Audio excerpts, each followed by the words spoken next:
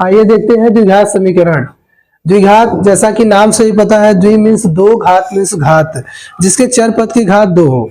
हम यहाँ पर कहेंगे कि एक ऐसा समीकरण जिसके चर पद की घात दो हो उसे द्विघात समीकरण कहते हैं।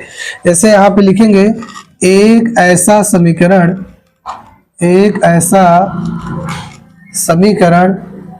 जिसके चर पद की घात दो हो, उसे द्विघात समीकरण कहते हैं। द्विघात समीकरण कहते हैं। द्विघात समीकरण का मतलब होता है एक ऐसा समीकरण जिसके चर पद की घात दो हो। अब यहाँ पे देखिए, जैसे मान लीजिए हमारे पास एक समीकरण है 2x² + 5x + 6 = 0। अब देखिए इस समीकरण में जो चर पद है, चर पद हमारा x है, x की घात 2 है, इसलिए यह एक द्विघात समीकरण है। इसमें चर पद की घात 2 है। जिस समीकरण में चर पद की घात 2 होगी, समीकरण मतलब जिसका दाया पक्ष बाया पक्ष दोनों दिया होगा और उसमें चर पद की घात 2 होगी, वह द्विघात समीकरण कहलाएगा।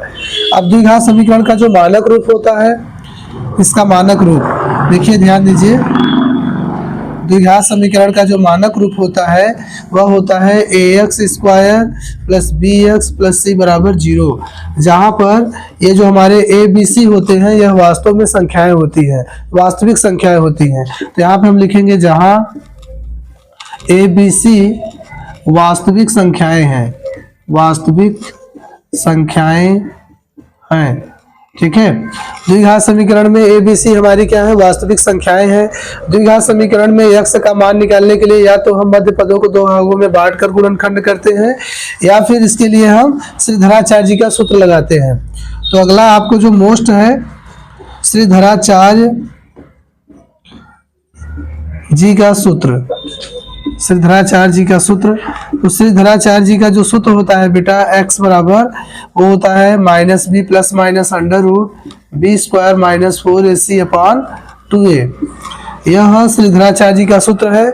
इसमें हम लोग यही जो हमारा समीकरण दिया रहेगा a b c का मान निकाल कर इसमें रखेंगे, तो x के दो अचर पद आ जाएंगे, दो उसके रूट्स हम ज्ञात कर लेंगे, ठीक है।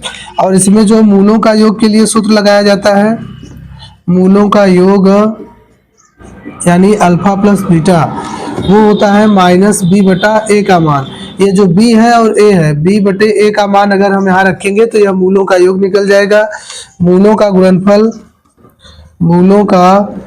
जो गुणनफल होता है बेटा, अल्फा इंटू बीटा, वो होता है c/a का मान।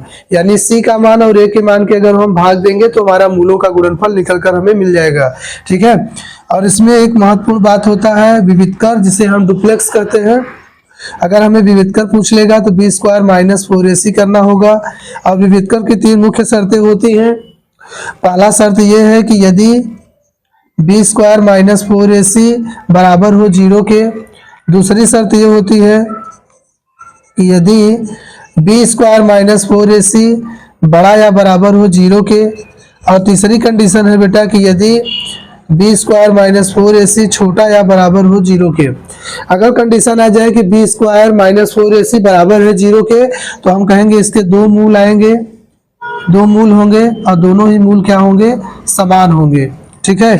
अगर b² - 4ac बड़ा होगा 0 से, तो इसके क्या होंगे, दो वास्तविक मूल आएंगे, दो वास्तविक मूल परिमेय मूल होंगे, लेकिन दोनों ही मूल क्या होंगे, असमान होंगे, यानी एक दूसरे से भिन्न होंगे, ठीक है।